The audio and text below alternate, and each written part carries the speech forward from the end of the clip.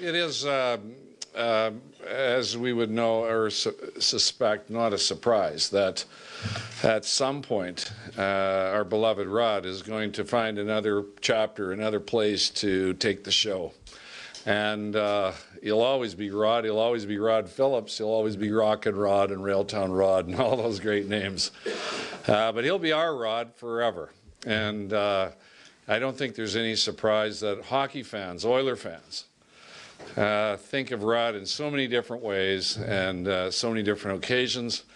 The dairy farmers and milk producers of Alberta, who Rod has helped fill their buckets by cows enjoying his hockey call 2 or 3 nights a week, he's added to that. There's people who have never been in our building, and their only way of knowing that the Oilers did what they did, NHL was played here, was by listening to Rod's version of it. And his enthusiasm, his passion, his screaming, his caring, his love expressed night after night, right on the edge of his sleeve, leaning forward many nights, holding the mic. It's a show to watch. We've been able to convince Rod to do 10 more games. We're going to call them the Rod Classic. So far, we haven't got a better name, but we like it. We like what it represents. It will be 10 classic games coming up this coming season. We'll pick them together when the schedule's done.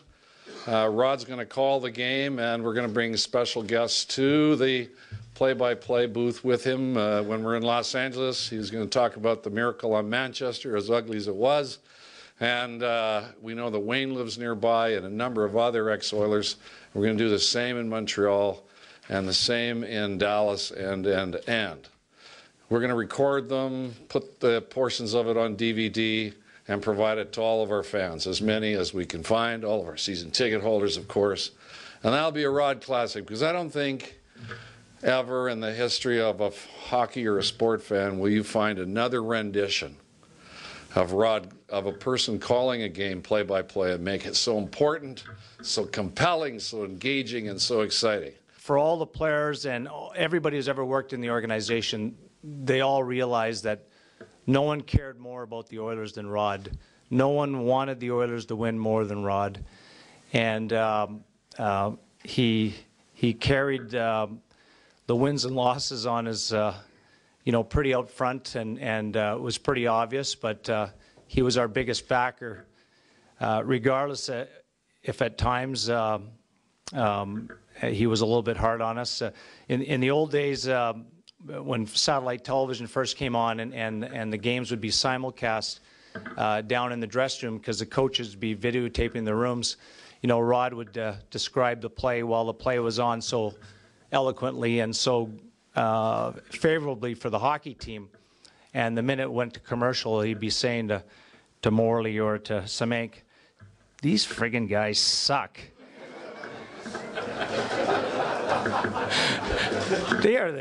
What was Slats thinking of getting that guy here?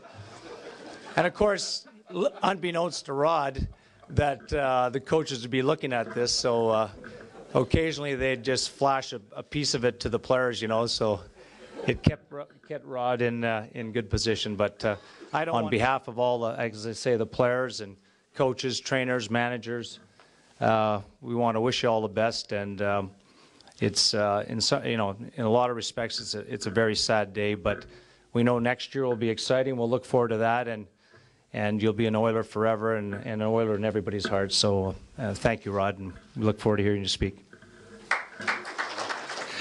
Well, thanks all for coming. It's funny for me because when I got this job in 1973. The Oilers and CFRN Radio tried to keep it a secret because they didn't think I could do the job. and we started out with Al McCann, and we both did play-by-play a little bit the first year, but Al was too good on television, and finally they said, Rod, you got to do the hockey, and Al, you got to do TV. And here we are 37 years later. Yes. I found a good quote today. A man has reached success when he doesn't know if what he is doing is play or working. And that's kind of the way I felt about my career. It was more fun than work. And for 37 years, I was living a dream. And I just felt very fortunate to do it for as long as I did. And I have to thank the Edmonton Oilers and all of the different ownership groups, the management staff, the coaches and the players.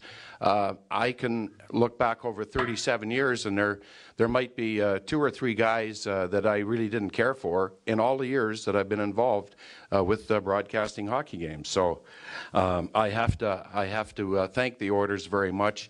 They treated me marvelously, and I can't believe what great people they've been to be associated with over the years. One of the questions I'm asked most is, you know, what was your greatest thrill? And you know, when we had 5 Stanley Cup championships, so those were all thrills. Went to the Stanley Cup Finals 7 times, but I think one of the biggest thrills for me, it was the second year the Oilers were in the league.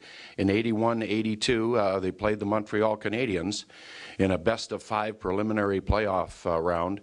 And it was the second year the Oilers were in the NHL. And, you know, like, they went into Montreal as, you can't believe how they were the underdogs. I mean, nobody gave the Oilers a chance. And they wound up sweeping the Canadiens in 3 games. And I think that was when we started to realize that it was going to be a fantastic hockey team. And I don't know if you remember that, Kevin, but that was a great time. Okay, I'm done. 37. I got 10 more to do, so we'll do those games next year. We're going to have a lot of fun doing those, and Debbie's going to be with me.